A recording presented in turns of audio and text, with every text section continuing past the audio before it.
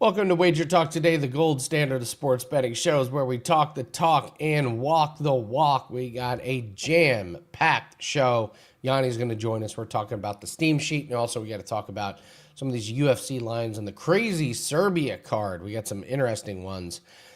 Then we're also going to talk with we're going to talk with sorry, I messed my sheet up. Guys, I'm sorry. I washed some sheets for my buddy who has a dog, and I'm having like an allergic reaction, so I apologize for this.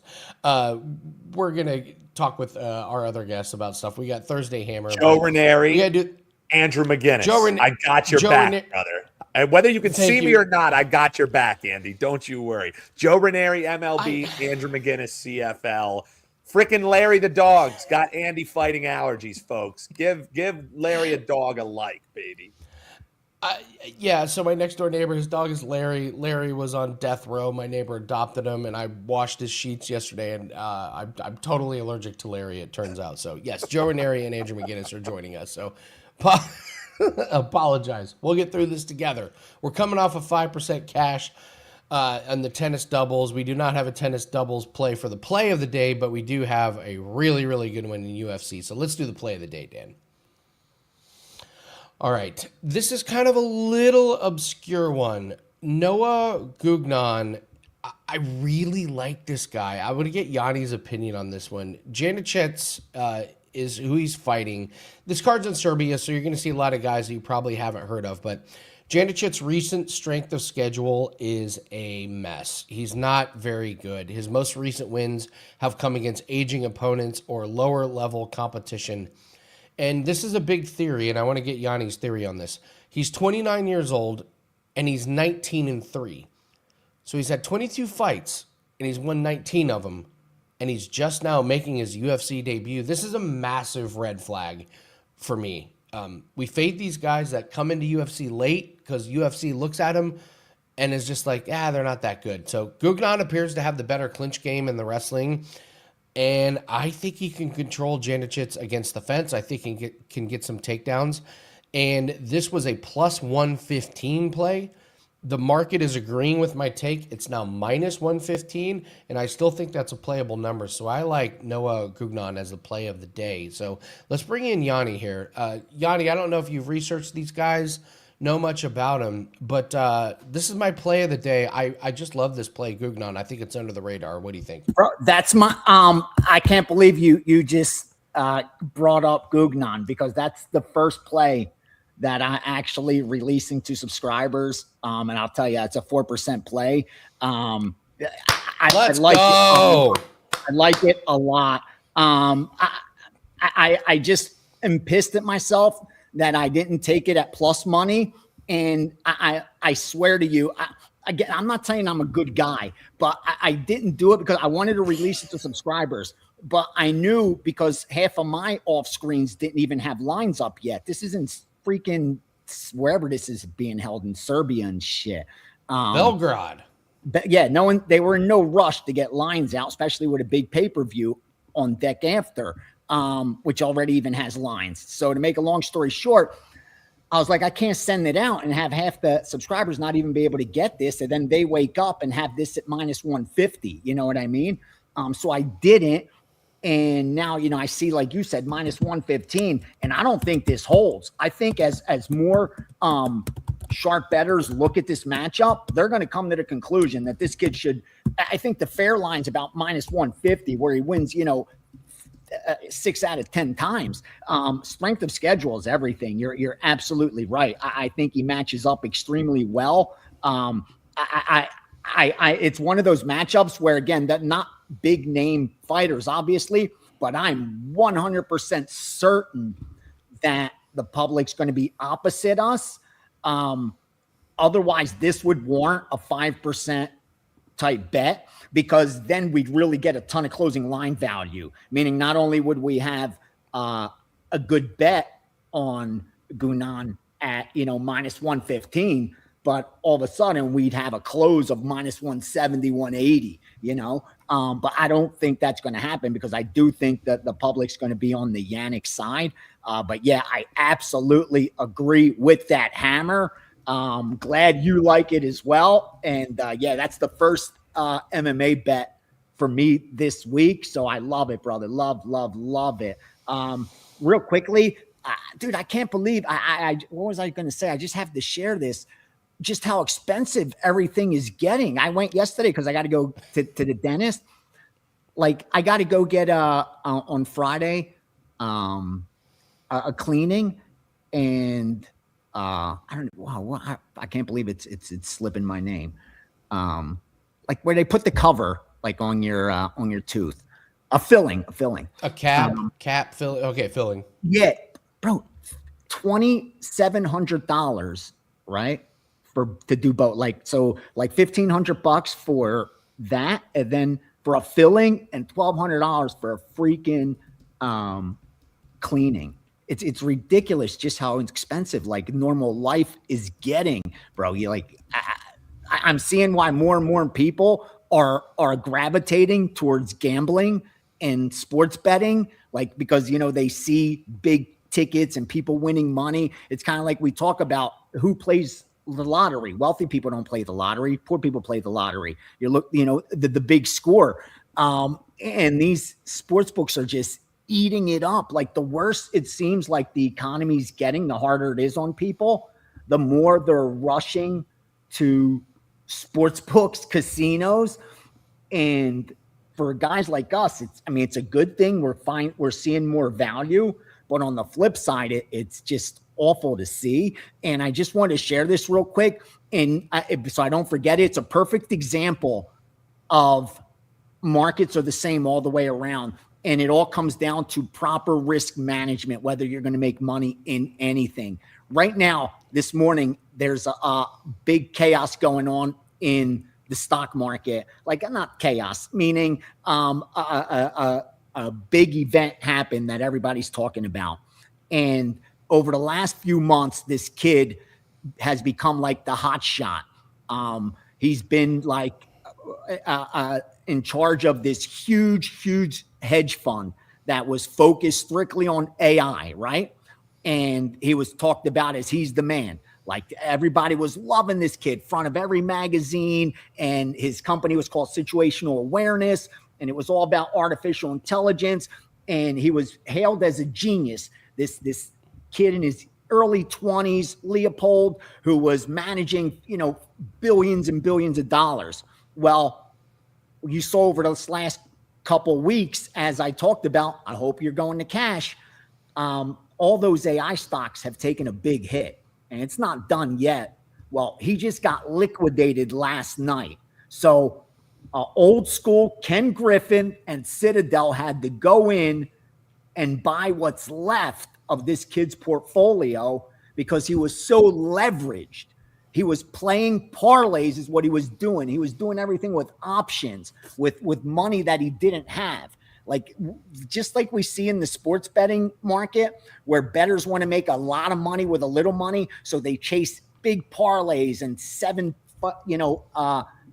team parlays and big tickets like that. And in the stock market, it's the same thing. If you don't have money to buy stock, you'll buy it in options where it's a lot cheaper. And institutions control those options. And many times, they'll push the price where it needs to go to where they liquidate a ton of people, whether you're long or short. Well, to make a long story short, it's a perfect example of no matter how sharp you may be, no matter how well funded you may be, no matter how much good information you may have, if you overbet your edge, you're going broke and nothing's going to stop that from happening. Like all these companies will be fine. They're not going to zero. And in a couple years, that portfolio is going to do great. Now that Citadel has it and Ken Griffin has it, those stocks will rebound. AI isn't going anywhere.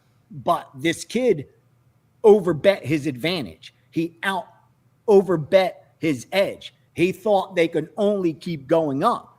And things happen. Wars break out, black swan events, and just like that. And for us, it's a cold streak. You're just the teams in the short term aren't doing on the field what on paper it appears they should be doing. And again, man, it was just such a perfect example of markets are the same because human nature is the same. It doesn't matter. Like, take us in and put us in the environment, we're going to do the same shit. And if you're not managing your risk correctly, all this is all nonsense. All the free picks, all the locks, all the 5-0s one day, all that is meaningless if you're mismanaging your risk. So in a long about way, forgive me, because I know you got a lot of other guests coming on with a lot of good information to help bettors. Please, please, please take time out of your day like you do for your handicapping and spend 5, 10, 15 minutes. Look at your bankroll, look at your risk, how you're betting, and make sure you're handling it correctly. Because if you're not, nothing else matters. Just ask Leopold this morning. Google that. Read that story about this Leopold kid, and you'll understand how even the brightest, when they gamble, bad shit ends up happening. It's just a matter of time. Because just weeks ago, he was being hailed as the sharpest, smartest person on the planet, the most profitable to date. Like, his investors are loving him. And just like that, within months, a cold streak wiped them out. One little cold streak wiped out billions, hundreds of millions, if not tens of billions of dollars in actual freaking cash wiped out because he overbet his edge. So manage that risk correctly. The rest will take care of itself. Sorry, had to share that. No, I'll bring it up. I talked with Ski Profit yesterday. He's having a good WNBA season. He's hitting 56% of his bets. And my compliment to him was, that's the perfect percentage. You don't want to be at 70%. You don't want to be at 80% winners because you know regression is coming and you're going to get nuked when the regression hits. But over the course of the season, I believe you've talked about this with your football last year. It wasn't like you were low volume. You hit 90% of your bets. You hit 56% of your bets. It was just like steady, steady, steady. And then over the course of the season, you had a great season, but you hit the perfect winning percentage, which was that 56, 57%. But that's hard to accept because that means you have to lose 45% of the time. Nailed it. And you have to. That's not sexy, losing 45%. It is in our business. If you know what you're doing, if you're losing 45% of the time, you're like, you're the man. You're on cloud 9. So, the big picture thing is always important, but everyone wants to know what's going on today. So, what do we have on the steam sheet today? All right, a crown. That's what it was. It's a crown. It's a crown. Believe these guys are like, it's not expensive. I guess I don't know, man. Maybe I'm just too old, bro. I ordered sheets the other day. I can't believe the amount of money I spent on sheets, but we'll keep going. All right, we got. 2 moves in WNBA, both sides, both favors. They laid the 11.5 on Minnesota, and they laid the 3.5 and 4 on Vegas. Both opposite the public, a little bit surprised. But again, public doesn't bet heavy on WNBA, but when there's not much going on, and it's even a slow day in baseball, you are seeing them parlaying stuff and even parlaying with baseball. And I'm seeing the opposites. They're taking both dogs in WNBA and sharps on Minnesota and on Las Vegas. Now, Major League Baseball, here's what we got. Narrowed down to legit moves. 902 St. Louis plus the 105 and even money. And the under 8.5 all the way to minus 125. They took 903 Minnesota at plus 120. 910 San Diego minus 130, minus 135. Even saw minus 140 in the account. 916 the White Sox at even money and minus all the way to minus 105. 916 under 8. White Sox and the Yankees, and finally under 9 in Seattle and the Dodgers. Not a lot of volume, but I did narrow down the ones that are actually legit. Like, again, didn't put a steam sheet out today because there's not going to be a lot to add to it, and they could just watch WagerTalk Today and save some money because this is what would be on there. But they have done well so far in the second half. Again, like I cashed 2 out of 3 of our baseball yesterday, been staying very selective. And I think that's the way to go. Don't be afraid to bet those dogs because you go, 2 and 1, even 1 and 1, and you got plus money, you're going to make a profit. So as we await football, do not be afraid to bet some of these baseball dogs. Ton of value on the board. And don't wait too long for football. I already released a week 0, if they're calling it, still in college football. So for that first day of college football, I already released a premium play to subscribers, and I made it a 3%, not a 4%, because the line already moved on me a tiny bit. Like, I wanted to be a 4% play so badly, but the line moved a little bit on me. So I had to go 3%, and that's going to happen. These week 1 lines, NFL, college football, they will be bet into between now and game day. And I promise you, the majority, if not all of the value will be extracted. If you're waiting until Sunday of week 1 of NFL, Saturday, week 1 college football to place all your bets, it's going to be a hard week to turn a profit. Now, there will be opportunities those days because that's when the public's going to bet the most of their money, and they're going to knock a lot of these lines out of whack, which will then open opportunities up. But the vast majority of sides and totals, those lines will already be bet into shape by the time that week comes up, let alone that day comes up, man. So don't hold off.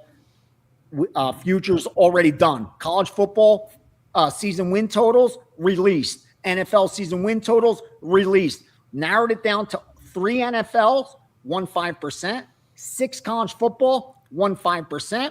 And I also sent out my national championship futures and my Super Bowl futures. We are done with future bets. And now we could just focus on sharpening up those power ratings so we could get ready to do damage week by week. I am so ready for this football season. I'm really, really excited, man. So bring it. Let's have some fun. All right. I have a question.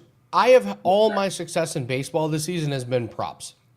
20-6 run. Player props? All player props? Yeah. Pitcher props, K prop. Basically K props and outs props. Do you see that in the accounts? Yeah, a ton of the out props. That's crazy you said that. I didn't used to see that, and I guess it's a very inefficient market because I'm seeing a ton of that. Here's the negative side of that. It's time sensitive. The stuff that they bet, the line moves a lot, and like I don't even know if there's then much value after. But more importantly, the concern I have is I'm getting the accounts shut down because of it. They're not able to write action the other way, so it's a dead giveaway that, okay, this is sharp stuff. So unless I'm feeding them parlays in there and other stuff, like I'm going to get it shut down. And that's the only reason I haven't really focused on it. But most of us can. Like if I was just doing this for myself, I'd be all over. That's what I would be looking at. Outs, pitcher straight, like you said. Keep doing it, Andy. And for your subscribers, what do they care? Like they're not worried about, like I'm part of a wheel.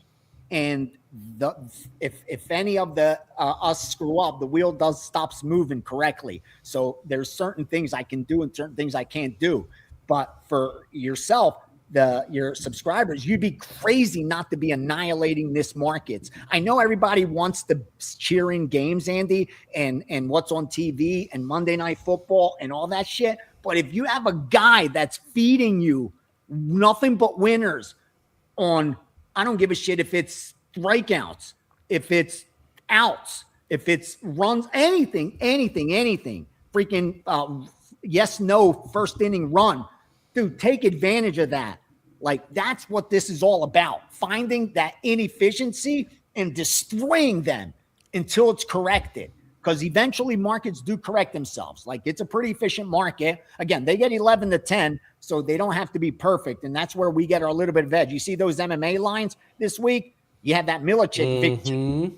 Plus 200, the minus 550. If that's not inefficient, nothing is. So there is inefficiencies out there, but they're rare. When you find them, destroy them. So, bro, I love that you brought that up, and I really hope your subscribers are taking advantage of it, and they're not like, oh, this isn't like exciting shit. You know what I mean? It's exciting when you cash and you get your envelope at the end of the week. I'm doing my subscribers a favor. I don't normally do this. I am not betting those plays. I've seen what happens to my accounts. That's the problem. I did that before too. I give them to my subscribers and I wasn't able to bet stuff. That's awesome. Yeah. So I sadly give them out, and I have not been able to take advantage of a 20-6 run just because I know what happens to my accounts.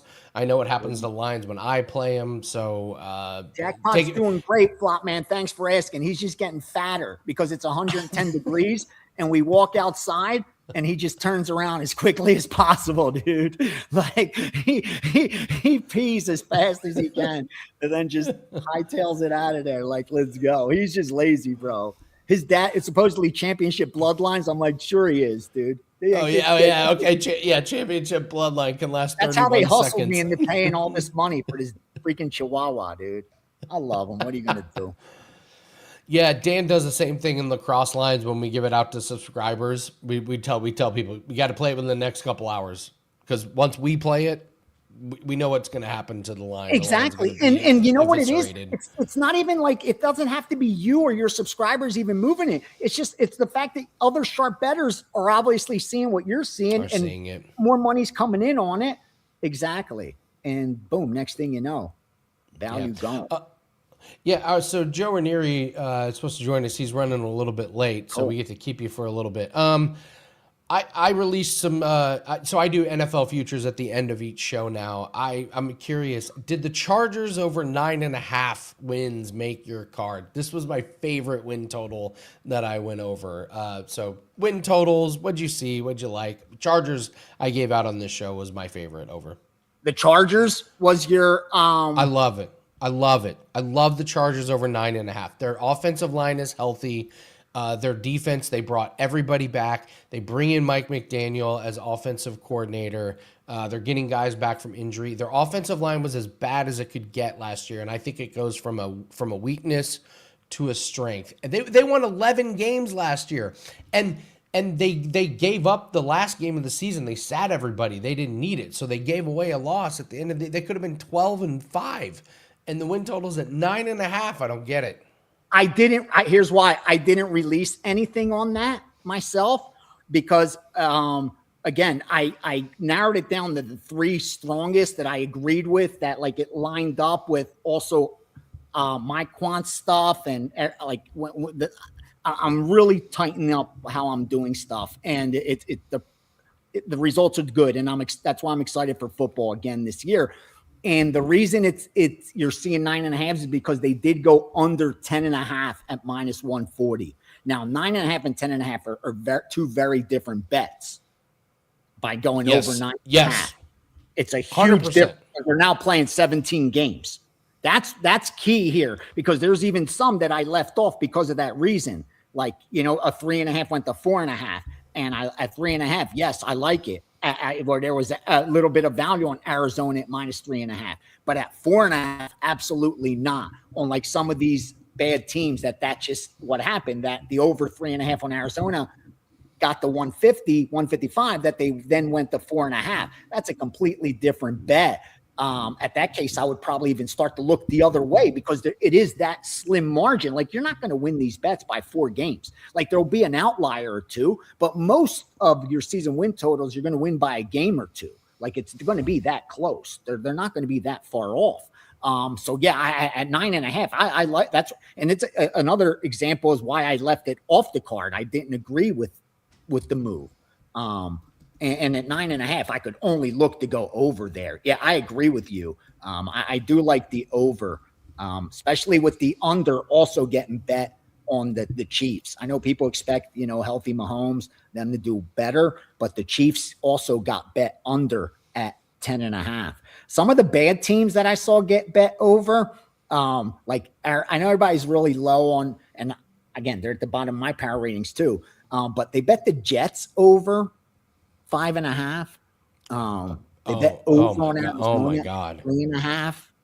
And even Miami at 4.5.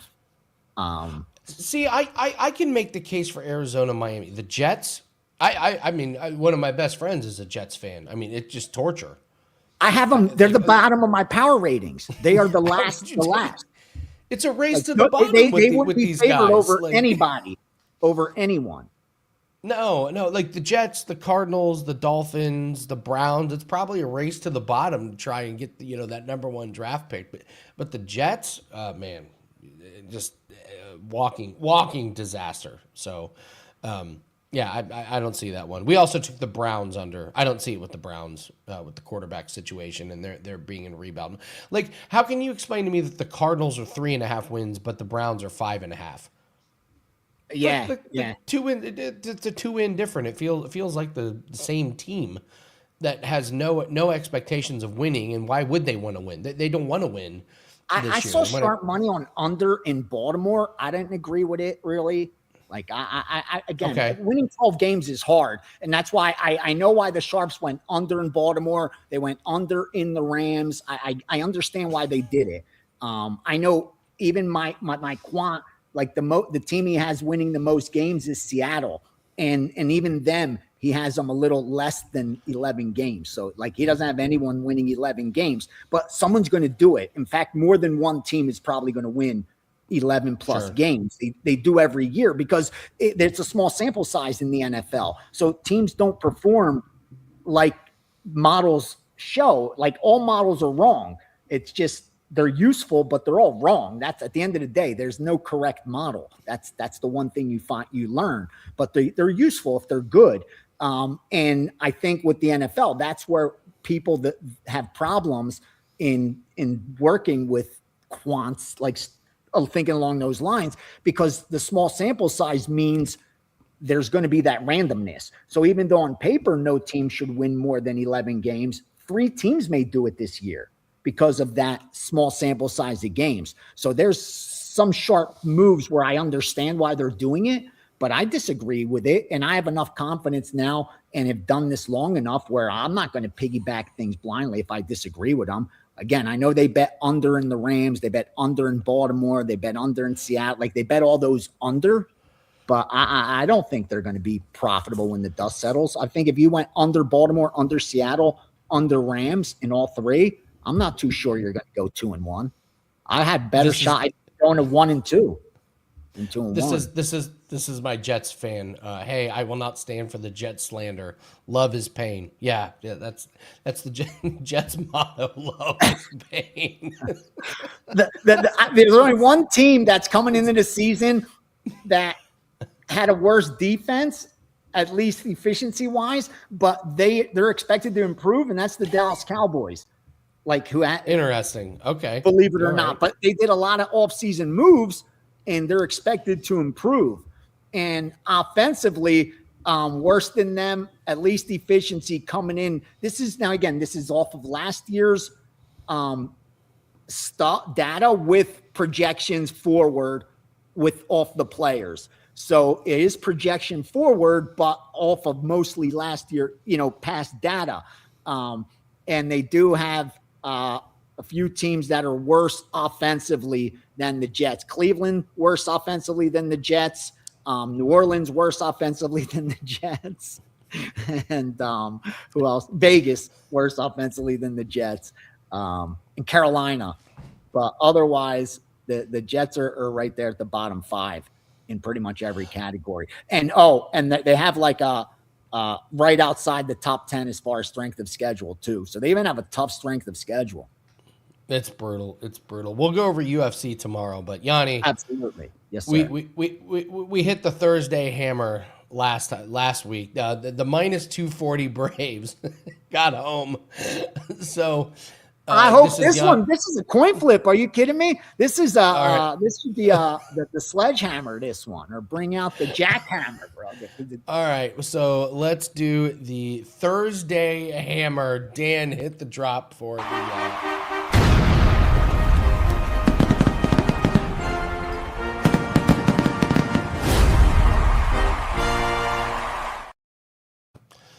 All right, this is right up our alley. So this stems from Yanni found a person that gave out a hammer time play on social media, and it was completely ridiculous. So I got a great one. This week's hammer play comes from Cess Talks Bet. The motto is unfiltered, unbiased, unforgettable. All right, and if you go to their website, they're offering a meetup. For $210, you get to go to the South Carolina versus Tennessee women's college basketball game. You get a swag bag, a meet and greet, a ticket for the game, and light refreshments. Here's the problem, Yanni. The game is February 8th, 2026, which was about 5 months ago. So I wouldn't recommend you hitting that pay button for the ticket yet. But here's what they like. Josh Naylor, Freddie Freeman, Max Muncy, and Shohei Ohtani, all to have at least one hit or run or RBI, plus 192 in tonight's Dodgers game. That's your Thursday hammer, and don't forget to pick up your tickets for the women's college basketball game that was 5 months ago. There's your Thursday hammer, Yanni. Man, there's what are so the Sharps much saying? Wow. The only good thing is when I first got into this, like in the gambling and stuff, there weren't places where I could go to show how little I knew. Like, you know what I mean? Like, believe me, I'd have looked like a big, if there was social media available, I'd have been ashamed of, I'm sure, of the videos and the content that I put out my first year of sports betting, first 2, 3, 4 years. Because you think you know so like that. There's nothing more dangerous than thinking you know when you don't. Like, that's worse than not knowing. You know, people that are so confident in their incorrect opinions. And you see it with sports betting all the way, you know, the stuff that they give out and the work. Come on. At least last week it was just 240 hammer. I get it. And it got there. It got there or it lost in the Braves, you know? Listen, all they need is 4 people to have a hit in one game. There should be no sweat. Absolutely no sweat. So, all right. Yanni, what do you have up for everybody on this Thursday? All right. We got both college football and NFL futures are up. College football, 6 season win totals, 5%, 4%. And then there's a national championship package. A lot of value there. NFL combined season win totals and Super Bowl futures, just one package. So there's 3 season win totals with a 5%. And then my Super Bowl futures, 20-1 or greater. That's what we're looking for. And unless I'm able to confirm some baseball, I won't have a daily package. I shared the Steam sheet today. I don't want to bleed any units. Again, with football coming up, I even with tennis and MLS, which I'm originating some stuff, I haven't released anything the last 2 days because I want to put the capital where I think it's going to be most advantageous. And right now it is Major League Baseball and football coming up. So check back to see if there's a daily package, but both football and NFL and college football is up. Oh yeah, the UFC will be up too. So I have stuff over there and I'll try to get something free out as well. But big couple days ahead. The weekend is almost here, and best of luck to all. Thanks, Andy. Best of luck, brother. Thanks, Yanni. Appreciate you always, man. Yanni the Greek, best in the business. All right, 5% UFC play is up for us, and a 5% tennis doubles play went up just before the show started. So that play starts later this evening. We cashed our 5% just late last night. Finally, we get the match completed, and we hit a 5%. We're firing away. We got a really, really good read on tennis doubles this week. So 5% best bet is up in tennis doubles and UFC. Don't need to buy any of those individual plays. We have tons of specials. If you want to just get 3 days, we're giving you 3 days for the price. We're giving you 6 days for the price of 3. So you can lock that in. That way you get the tennis doubles play today as well as UFC. Some people were asking, hey, how do you find the tennis doubles? Check your sports book before you buy the play or buy the package, and just make sure your books give you the plays. I play this on DraftKings, FanDuel, BetMGM. All the books are available at my state. But somebody was saying if you go to the search function and search the players, it'll pull up the play on there instead of going to the actual doubles format. So that's a great way to take advantage of us. If you want something even better, we're running half price on 30 days. It's $149. It's half price. It's never going to be cheaper than this for the rest of the year. So $149 gets you 30 days, all plays. We got 2 5% plays in the next couple days. So appreciate everybody that jumped on board the 5% tennis play. Let's cash another one today. But we got to bring in Andrew McInnis, and we got to get our CFL fix in. So, Andrew, how are you, sir? Doing pretty good, Andy. I feel you with the allergies, man. I didn't even know I was allergic to cats until my buddy got one, and I was like, why do I keep scratching my eyes every 30 seconds and don't want to go back to his house ever again? And then I realized I might have an allergy. So I feel you as far as that's concerned. Yanni's a tough act to follow. I'll tell you that. The longer he stays, the more intimidated I got to follow up a guy. The energy he brings is just completely unmatched, but in a good mood today, man. We got CFL stuff ready to rock. My first 5% baseball play of the season. So feeling pretty pumped, man.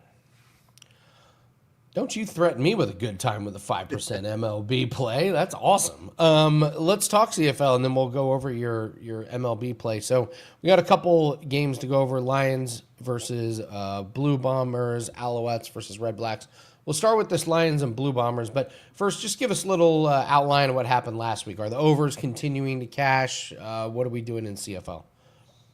Well, the odds makers have definitely adjusted, Andy. The numbers have gotten a lot higher. We have seen a couple unders a little bit here, but one thing I'm going to tell you, look, is that the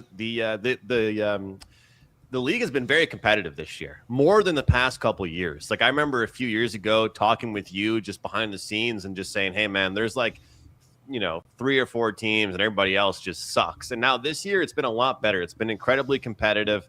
We've got some storylines. The Elks, they were absolutely the laughing stock of the league for a while, and now they're one of the top teams. So it's been really great to see. And we've got some teams that, of course, I mentioned last week to you, BC and Toronto, that dealt with some travel issues because of the World Cup hosting, and now they've got that out of the way. So the excuses are done. No team has any excuses anymore, Andy. We're all set.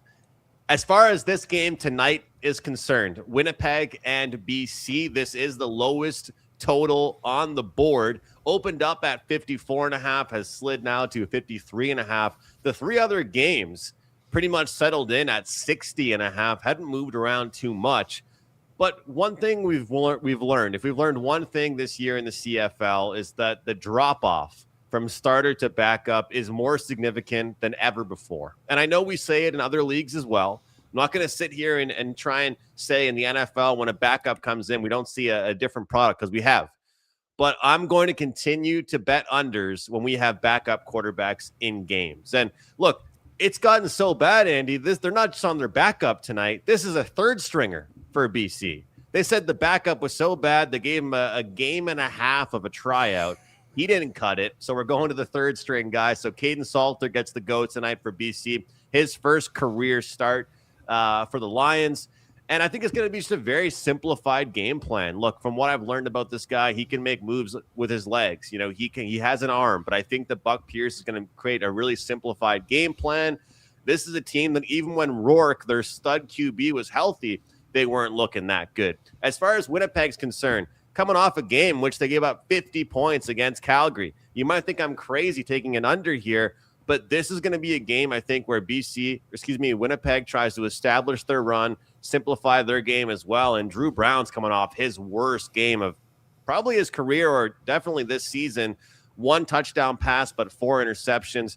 This has the reins to be a simplified, very slow, methodical game that drags out, but it's not too exciting. And if there's only one way we can do to watch a game like that, it's by making money on the under.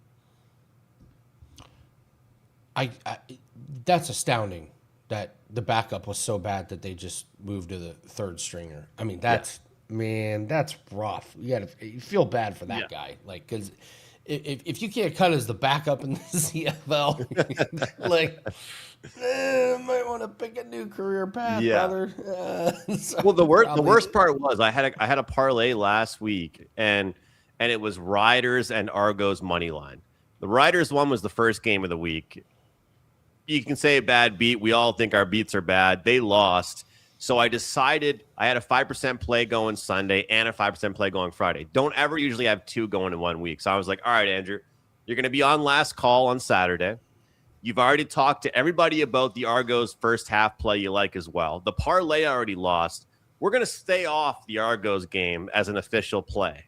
And everybody I trust in the CFL that I work with, we're just like, dude, BC should have just not shown up. That game wasn't even close from start to finish. So it's like I'm having a great year and I'm pissed because after I lost the parlay, I decided not to jump back in on Toronto over BC. And like Andy, it wasn't even close. Like it was just so one-sided. So look, this game to me, if it's at 54.5, down to 53.5, whatever it might be, I think the under is just a strong play here.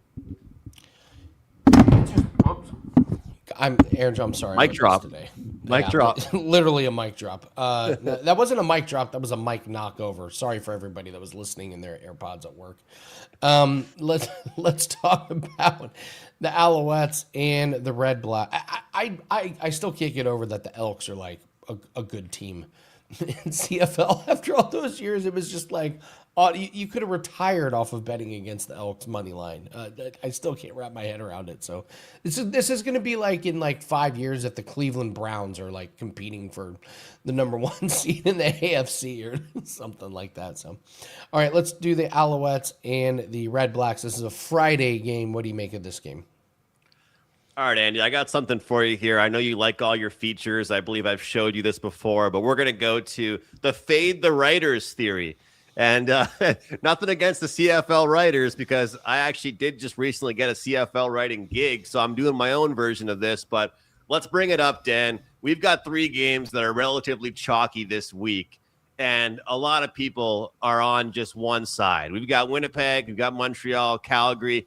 One of them's going down, all right? One of them is going down. And when you look at these writers, not one of them have taken a dog. And maybe Calgary could be the one. Maybe Montreal could be the one. Who knows which team goes down. But I'm telling you, when I look at this game, there's a good, solid chance that Ottawa hangs around in this game. Their Super Bowl is just keeping it close against Montreal. I'm not saying they'll win, but they're going to keep it close. And when I look at this game, the best way to go is a way that if I know Andy Lang's going to like something, I know you're going to like this, is a player prop. Because forget about the point spread. Forget about the point spread. I think the biggest misunderstanding in player prop betting is that when you bet on a player, it means you think their team is going to win or cover. Because this is an instance where you've seen it on our prop shows together, Andy. When I'm betting on Zach Wilson, I didn't ever think his team was going to win. But I think he's going to have absolutely no choice but to throw the damn ball. And that's the case for Jake Maier here. Over his last 5 games, averaging just over 300 yards per game. At DraftKings right now, you can get over 287.5 on Jake Maier over on his passing yard number. He recently played against Montreal just a handful of weeks ago. He put up 336 yards. And if you look at this Montreal team, they have not beat anybody by more than 7 points all season, besides last week, when they got probably one of the top 3 backdoor covers I've seen in my entire life. So this is a team that's dominant. They win games, but they let teams hang around. So, look, I'm going to take the player prop with Jake Maier. Wouldn't really argue with anybody taking the Red Blacks on the spread. And again, looking at this, I'll tweet the graphic out if we can't pull it up, but when you see the writers' picks are being submitted in the CFL, you just have to know. Here we go. Look at this. No. Look at this. Like, I don't mean to be a dick here, but somebody is like 12-18 picking straight up winners. And this is talking about games that are -7, -8, whatever. One of these teams is not winning, Andy. We got to figure out which team it is, but one of these teams is going down. Man. We got to figure out which team it is, but I do think Ottawa keeps it close. It's great. I love it. This is the ESPN one where they all do their Monday Night Football picks. Yeah. like they all pick one team and then they end up like 40% winners for the season. So I get it. I love it. And yeah, player. If you're on that ESPN panel, do you just ask to go last and then just fade everybody else? Like you wait to see what they like and then just go the other way? No, if I'm on that ESPN panel, I just try and come up with the hottest take, the most blistering take you can possibly come up with. You're like, I think the starting quarterback's going to be hurt in the first series, and the backup comes in and wins, because that's the one that gets clipped. They have like 13 people picking the play of the game or the winner of the game, and there's only one game and 13 people are picking it. They're like, I think the -10 favorite's going to win outright tonight. Shocker. Bold take. I think the Seahawks are going to beat the Browns. I got a feeling in my gut. So, all right, what do you have up for everybody today, Andrew? Yeah, Andy, look, I'm going to tell you 5% MLB play. I don't do a ton of best bets with baseball. 2, 3, we've had some 4%. We've dialed in more since the All-Star break. But, we talk about transparency here on the show. And this is what I'm going to say. Since May 1st, we're up close to 70 units all sports. But you'll notice a lot of people release 5% plays when they're on a massive, massive run. Oh, I've hit 7 of my last 8. It's time for a 5%. I'll tell you, I'm on a tough stretch the last 7 days. But all of my numbers, all of my prep, all my research for today's baseball card led me to this play. So just because I'm on a tough stretch the last 7 days, probably my worst since, early May, I would say, it's not going to take me away from releasing this 5% baseball play. That's how much I liked it. So number 3 at WagerTalk 2026 with 5% rated plays, well over 40 units. So if you want to get that, buy 3 days, you get 3 extra days. That's the way to go. But I got one more great special I like. If anybody doesn't want that baseball pick, you can use this here, guys. CFL and NFL player props. I don't do too many ATS or total bets in football, mostly props when it comes to NFL. You get this package, you get the rest of the CFL season and all of my NFL player props in one package. Regular $4.89, you get everything for $3.99, and we'll do our best to make sure CFL pays for it, and you're just free rolling with NFL player props all year long. So that's it for me, Andy. Looking forward to it. Hopefully today's the day we snap out of the baseball funk. And no better way to do it than with a 5% play. Let's do it. Rocking with you, Andrew. Thank you so much for joining us, Andrew McInnis. Got a 5% in MLB today. Good luck on that one. All right, we're going to close the show with a team total. Interesting that Yanni brought it up. We picked the Kansas City Chiefs on their win total. So tomorrow, going to go over some Ravens props, and we're going to look at the Chiefs 10.5 wins. I've got some big concerns for the Kansas City Chiefs. So 3 of the first 4 games, really, really good chance for Patrick Mahomes to get back into the swing of things. 3 of the first 4 games, the Colts, the Dolphins, and the Raiders.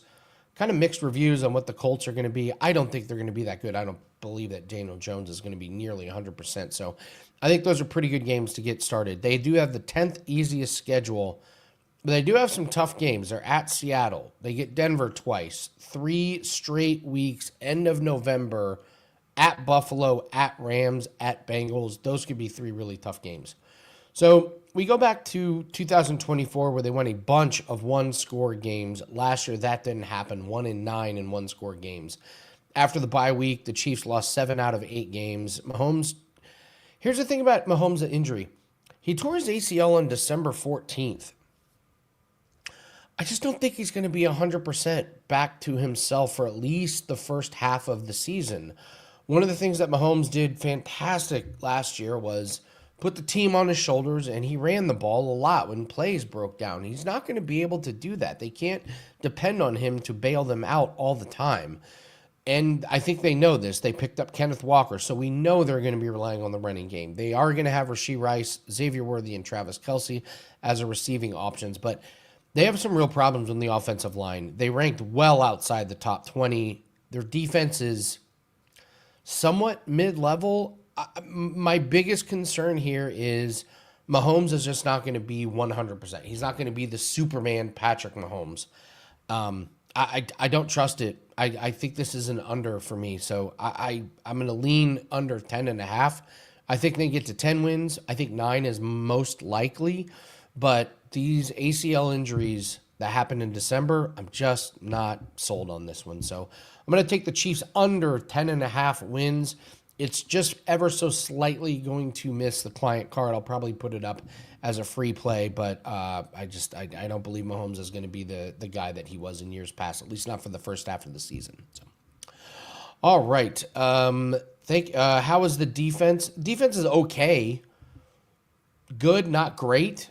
So if you got problems on the offensive line, a quarterback coming back from injury, I'm just not really sold that they can do what they do when they were at their Super Bowl level. So getting to 11 wins just feels like it's a tall task, and their schedule is just a little bit too tough. So. All right, thank you very much, guys, for watching. Hit the like button. We got a 5% tennis play that is up, coming off of 5% tennis win. Nice win in MLB yesterday with a 4% winner. No play in MLB today. Pretty limited card. A lot of games start early, so we're just going to focus on the 5% tennis play as well as the 5% UFC play that goes off on Saturday. We got a locked and loaded show tomorrow to get you ready for the weekend, so take time out of your day to join us tomorrow, same time, same place. Good luck on your bets, and we'll see everyone tomorrow. Take care.